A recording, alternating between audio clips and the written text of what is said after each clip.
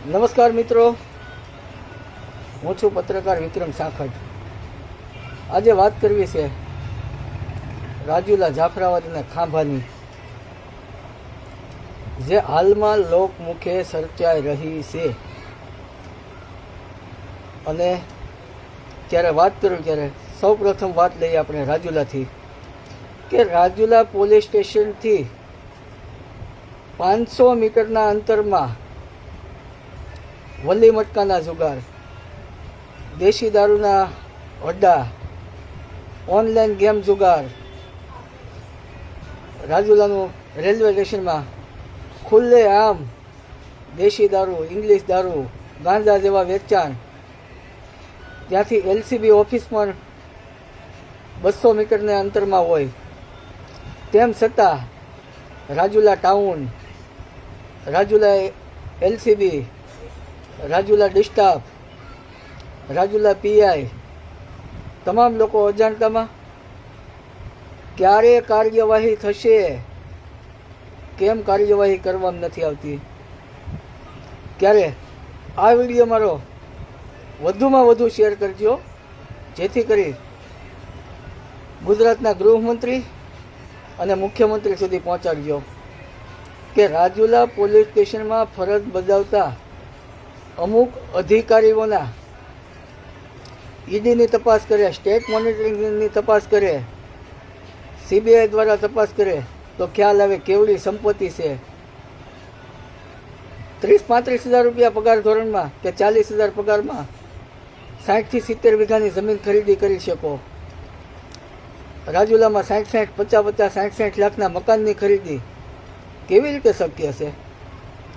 શિક્ષકોના 70 હજાર પગાર છે, એ પણ 60 લાખના મકાન નથી બનાવી શકતા। રાજુલા પોલીસ સ્ટેશનમાં નોકરીમાં આવો, 2 વર્ષમાં માલામાલ। કદાચ રાજુલામાંથી ટ્રાન્સફર થયું હોય, વડિયા આપે, કુકાવા આપે, લીલિયા આપે, બાબરા આપે, તો રાજકીય રીતે શેડામેલ, મનમેલ કરી ફરીવાર રાજુલા, જાફરાબાદ, ખાંભા પસંદ કરવામાં આવે પોલીસ સ્ટેશન। કારણ કે માલ મલાઈ એ તો રાજુલામાં જ છે, રાજુલા, જાફરાબાદ, ખાંભામાં। તેમજ તે જાફરાબાદની વાત કરીએ તો જાફરાબાદ મરીન પોલીસ સ્ટેશનથી માત્ર 100 મીટરના અંતરમાં દેશી દારૂના અડ્ડા ધમધમે, ઇંગ્લિશ દારૂના અડ્ડા ખુલ્લેઆમ ધમધમે। એવી જ રીતે ખાંભાની વાત કરીએ તો ખાંભાના ભગવતીપરામાં ખુલ્લેઆમ ધમધમતા હોય દેશી દારૂના અડ્ડા। ખાંભાના ડેડાણની વાત કરીએ તો ડેડાણના આઉટપોસ્ટ હોય અને ડેડાણ ગામ હોય, ગામની અંદર 15 થી 20 તો બુટલેગર, દેશી દારૂની ભઠ્ઠીઓ। કેમ આ બાબતે હું પોલીસ તંત્ર અજાણતામાં હોઈ શકે એવું લાગે તમને?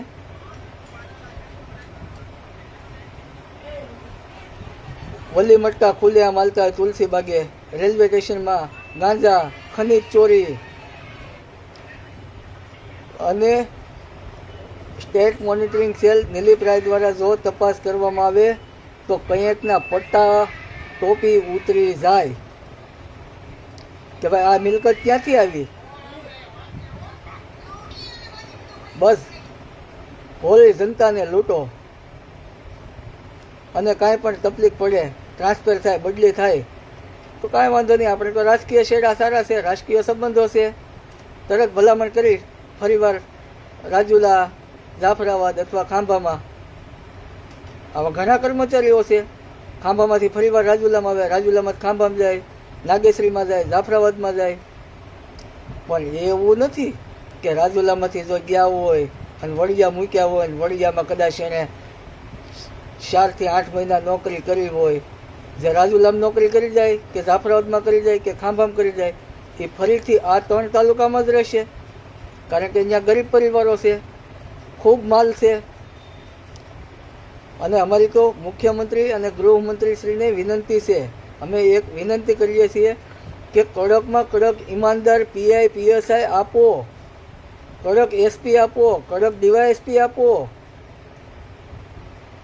ક્યારેક વર્ધી વગર આમ જનતા બની અને કાંઠા વિસ્તારના ગામડામાં 5 વાગ્યા પછીની તમે મહિલાઓની વેદના સાંભળજો. મોટાભાગની મહિલાઓ આજે કેમિકલ યુક્ત દારૂના કારણે વિધવા બની છે. ક્યારેક એકવાર વર્ધી ઉતારી અને આમ જનતા તરીકે જઈને તમે ખાલી નિરીક્ષણ તો કરજો, ખ્યાલ પડશે તમને, મહિલાઓની વેદના સમજાશે.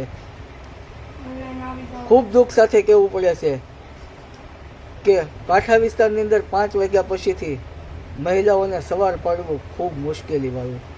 નાના નાના બાળકો બાપ વગરના થયા, પણ કારણ કે આ કેમિકલ યુક્ત દારૂ બંધ કરવો પડશે.